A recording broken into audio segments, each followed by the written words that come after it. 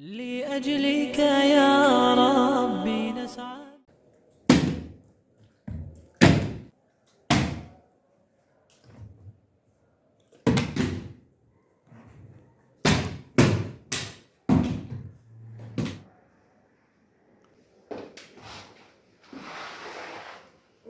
أمة اقرأ لا تقرأ.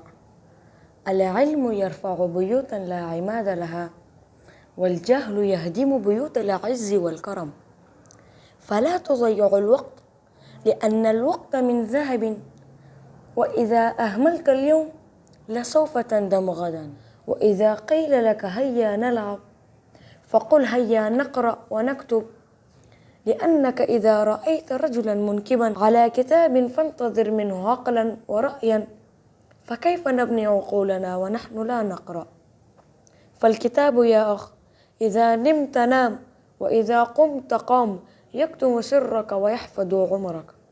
بيت بلا مكتبة مقبرة، رجل لا يقرأ سفر، فلا رأينا عظيما إلا يحب القراءة، ولا رأينا غبيا إلا يكره الكتاب. لقد أحسن إلينا من ألف لنا كتابا.